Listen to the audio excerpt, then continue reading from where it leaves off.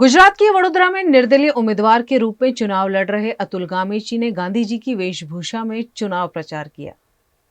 वडोदरा 20 लोकसभा चुनाव में अतुल गामेची निर्दलीय दावेदारी कर रहे हैं। अपने अलग अलग मुद्दों के साथ चुनाव लड़ रहे अतुल गामेची ने आज गांधी जी की वेशभूषा धारण की और वडोदरा के सिटी इलाके में चुनाव प्रचार किया।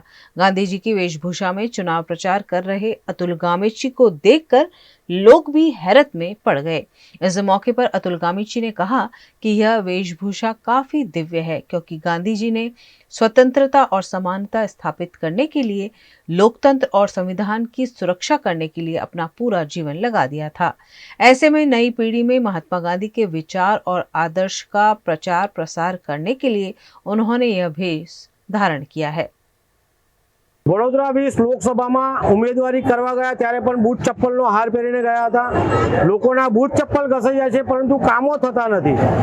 આજે વડોદરા શહેરમાં માંડવી ખાતે આવેલ માં મેલડી માના દર્શન કરીને વડોદરા શહેરના વિસ્તારોમાં પત્રિકા વિતરણ કરી રહ્યા છે। વડોદરા શહેરમાં જ્યારે ઉમેદવારી કરીએ ત્યારે અમારું નિશાન છે ગેસનો સિલિન્ડર ક્રમાંક 8 અતુલ ગામેચી।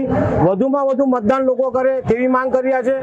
સાથે વડોદરા શહેરના વિવિધ પ્રશ્નો, જ્યાં કે વડોદરા શહેર સંસ્કારી નગરી, મચ્છર નગરી બની ગઈ છે, વડોદરા શહેર ખડોદરા બની ગયું છે।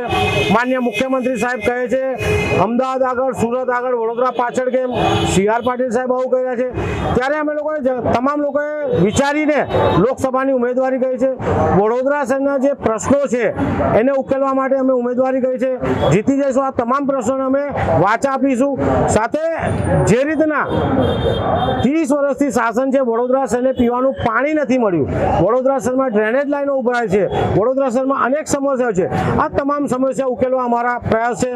સાથે મોંઘવારી, બેરોજગારી, ભ્રષ્ટાચાર, આ પ્રશ્નોને પણ અમે વાચા આપીશું। જોઈ શકો છો કે એક બેન હતા, કહેતા હતા ગેસના ભાવ અમે ઓછા કરીશું, બહુ મોટું આંદોલન કર્યું હતું।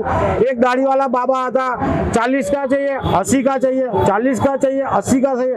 એ જ પેટ્રોલ ડીઝલ આજે 100 રૂપિયાના ભાવે થઈ ગયું છે। 15 લાખ લોકોને મળ્યા નથી, રોજગારીની તકો નથી। આ તમામ પ્રશ્નોને વાચા આપવા અમે લોકસભાની ઉમેદવારી કરી છે અને આગામી દિવસોમાં જો જીતી ગયા તો વડોદરા શહેરના વિકાસ માટે વધુમાં વધુ વેગવંત અમે કામ કરીશું। જીતી જઈશું તો અમારો જે પગાર આવશે એ પણ અમે નહીં લઈએ, જનતા માટે વાપરીશું।